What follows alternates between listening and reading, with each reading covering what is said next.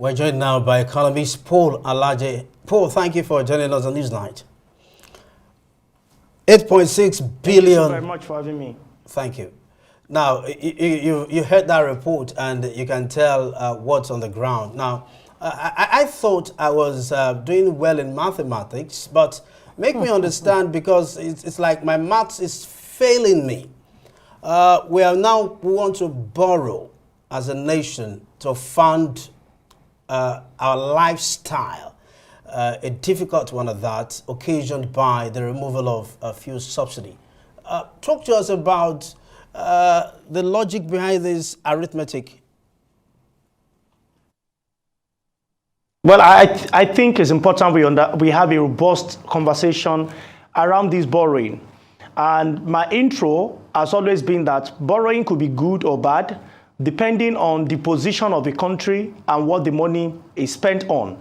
First, when you talk about borrowing, we want to know on what are we spending this money. Is it on capital expenditure or recurrent expenditure? When we look at the area of what is presented to the National Assembly, especially to the Senate and the House of Representatives, we can clearly decide whether this money is going to capital project or administrative capital or recurrent expenditure. Bad enough, if you have any recurrent expenditure or administrative capital other than core capital expenditure, which will be evident in rail, in projects such as road, and so many other capital expenditure, which money borrowed should be spent on. Here is the point.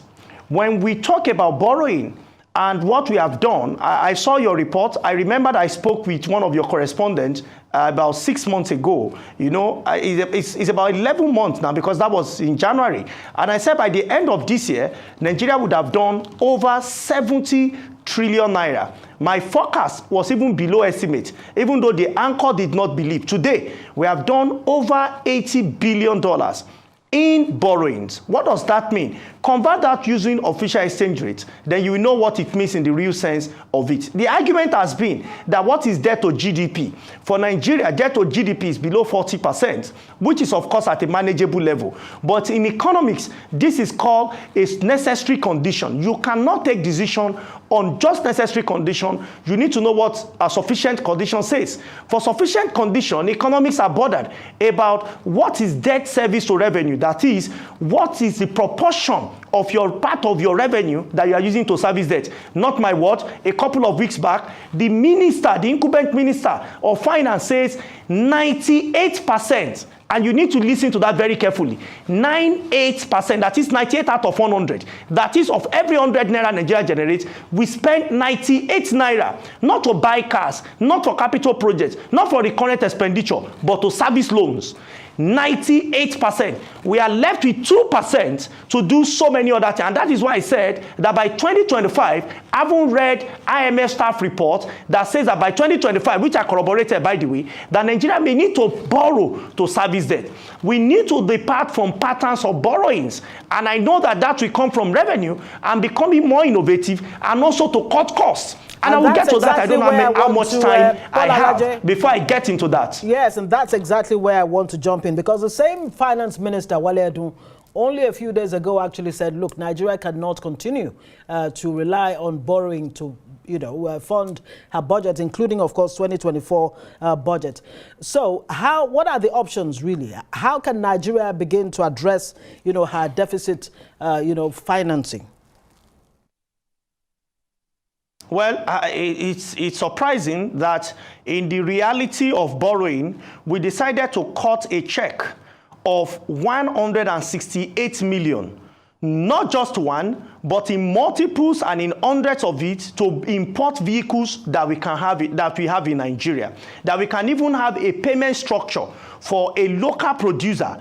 But because we say it is constituency, it's for official reasons, I think for official reasons, those that are legislature should even be talking about buses, not having exotic cars, because I believe each of them can afford those vehicles. So if we truly love Nigeria at this critical moment, we should not put our finances under pressure, because it's already under pressure. That's one. Two, so to elaborate on one, cutting costs for executive and for legislature, especially those two arms of government. We need to do a drastic review and spend only on necessity. This is what Nigerians are taking as decision.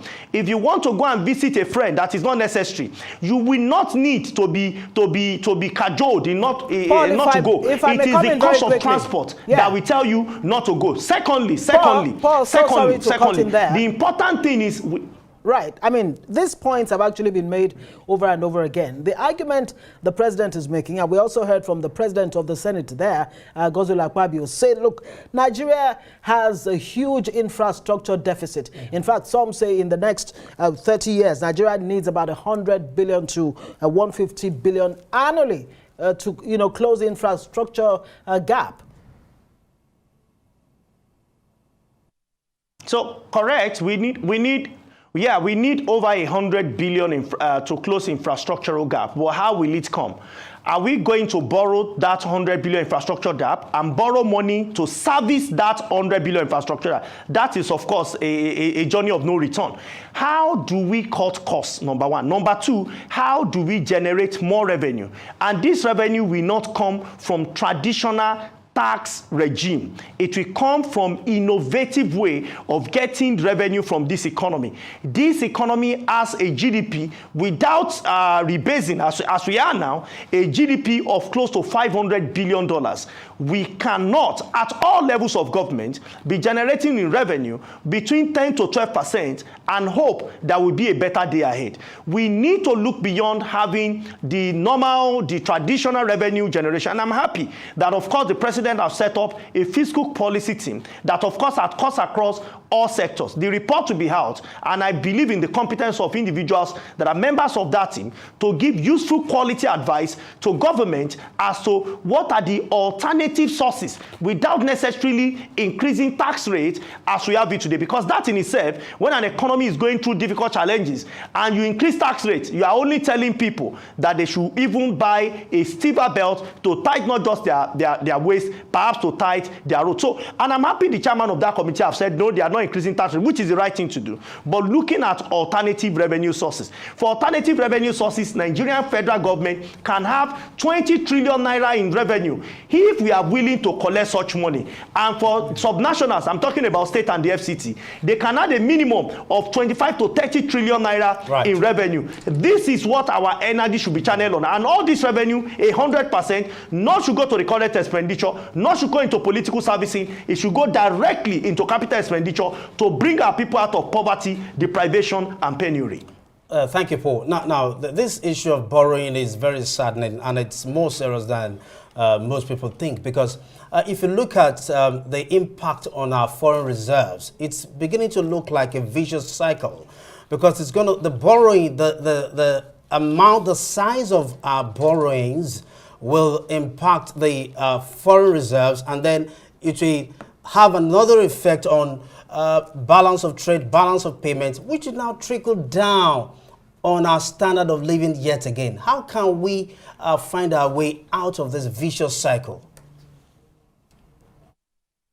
Well, I will tell you, perhaps one of the benefits of foreign loans is that when it comes for Nigeria that is challenged with hard currency, such money goes to CBN. CBN now stays in a better position, although not in the real sense, stays in better position to defend the naira if that must be done. So these have been the reason why central bank as an organization over the years have always supported government in borrowing hard currency, because it will boost their foreign reserve, then release naira equivalent to government. So it's important we put that in the mix to play the devil's advocate. But at the end of the day, the real cost of borrowing is that we are borrowed in hard currency, we have to pay back in hard currency. I completed a research where I investigated the relationship between the effect of foreign debt on the economy of Nigeria. And I can tell you that having run analysis and using so many econometrics method, 87% negative impact. It has 87% negative impact on this economy. Now, here is what you should believe,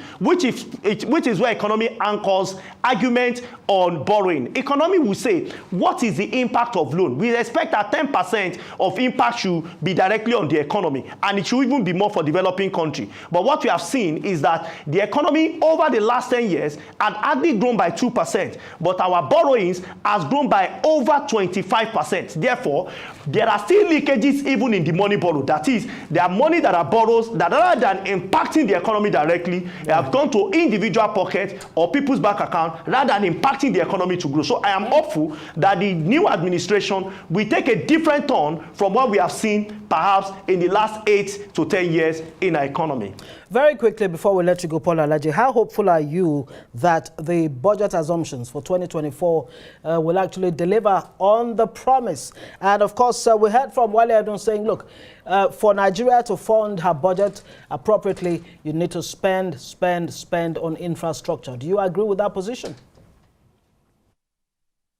Well, I agree with Mr. Wale Edun 100%. Spending on infrastructure is the way to go. What Mr. Wale Edun must also guarantee is how will this money come at zero cost to Nigeria. Unfortunately, it appears from the body language of government that this will come at some cost to government. Returns will come in hard currency. Naira is susceptible to devaluation. All of these are the payments that perhaps not children unborn, children that are already born in the next 5 to 10 years, we have to pay as soon as they leave university. They will have to pay back because of decisions we are taking today. So there are parameters. I've seen what exchange assumption is at about between 700 or 800. But when you look at what exchange rate today is today at official window, are we truly saying that that is what we have? Estimate in terms of what we can get in crude oil. You know, how can we stop those who are stealing our crude so that the benefits can go directly to us as an economy and we can be liberated in terms of our economy. And at the end of the day, we will be proud to be Nigerians. Many more conversations to come, maybe in the coming period. No Eventually, doubt. when the president lays that budget, of course, anything can change overnight. Right. But let's really see what is presented. Then at that time, we can have a robust conversation on the budget and see what the way forward. You interviewed me, I remember, when President Buhari presented his last budget. Yeah. And I mentioned to you that that budget will not achieve much, not because I hope for it. And even the gentleman that joined us from another location said the same thing. Today, we have seen what has 2023 budget achieved for us as an economy. We are even applied for supplementary budget in spite of the huge amount of money that government voted in it, because they said when the foundation be destroyed, what shall the righteous do? Economic fundamentals must come first and economic transformation must follow next. If not, it will become economic voodoo, which of course we hope that will not continue in our country as we have it today. Paul Alaje, it's a good place to leave it. Paul Alaje, of course, is an economist. Thank you so much for joining us on Newsnight tonight.